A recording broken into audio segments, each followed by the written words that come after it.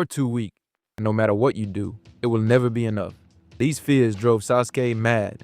What if everything you ever did, every sacrifice, every fight, every choice to walk away from the people who loved you, was driven by one thing you never even admitted to yourself?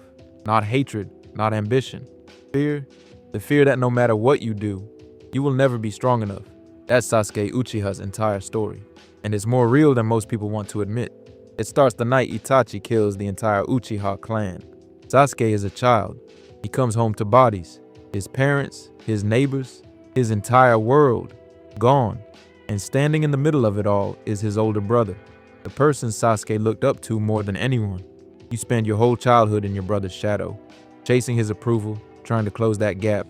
And the moment you finally get his attention, he tells you, you are worthless. That is the seed, right there. The belief that plants itself into Sasuke's chest and never fully leaves. I am not good enough. I was never good enough. And I have to fix that, or die trying. Like the video, and let's get started. Here's what most people miss about Team 7. Everyone talks about the bond, the found family, the warmth, and yeah, it's there. But for Sasuke, Team 7 isn't just a source of comfort, it's a source of tension. Because every time Naruto pushes him, every time that loud, talentless kid from nothing keeps up with him, or surpasses him, it doesn't just motivate Sasuke, it terrifies him. Naruto had nothing. No family, no clan, no prodigy label. No one expected anything from him. So when Naruto starts closing the gap, when people start talking about Naruto's growth, that old fear resurfaces. If someone like him can catch up to me, what does that say about me? Sasuke is jealous of Naruto, not in a petty way, in a deep, complicated, painful way. Sasuke is grinding, pushing himself, trying to become something powerful enough to face Itachi.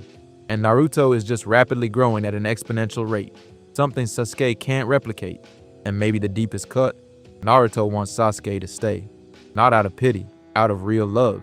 That's almost harder to accept than rejection, because it forces Sasuke to confront what he's been running from, that he is valued, that he is loved. Even though his family is gone, there are still people who care about him. But he is blind to it. Sasuke builds a structure around the fear, a purpose. Kill Itachi. It's clean. It's focused. It gives the fear a direction so it doesn't swallow him whole. If he becomes strong enough to kill Itachi, it proves something. It proves Itachi was wrong. It proves Sasuke was always worth taking seriously. But obsession has a cost. Sasuke stops developing as a person and starts developing as a weapon. Every relationship becomes secondary to the mission. Every moment of growth is measured only by how it closes the gap between him and Itachi. He stops asking, who do I want to be? And only asks, how do I get strong enough? And that's how fear masquerades as purpose. It gives you something to run towards so you don't have to sit with what you're running from.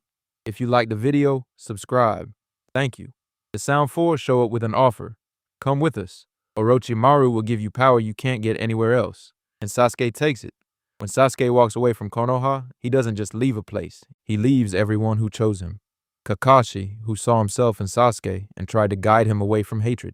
Sakura, who loved him without condition and begged him to stay. Naruto, who made him a promise he actually meant.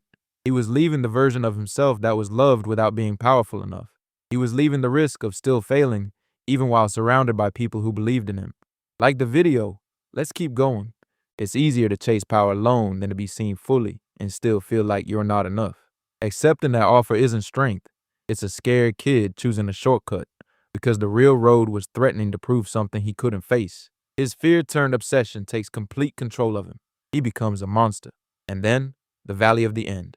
Sasuke drives a Chidori through Naruto's chest. Not an enemy, not Itachi.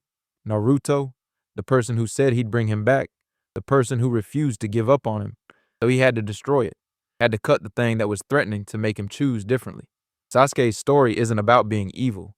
It's about what happens when you let one fear, I am not enough, become the operating system of your entire life. It rewrites every relationship into a threat or a test. It turns love into leverage. It makes power the only language that feels safe. And the tragedy is that Sasuke was never actually behind. He was never actually less. Itachi's words were a lie Sasuke accepted as truth and then spent years building a life around. Maybe you've done that too.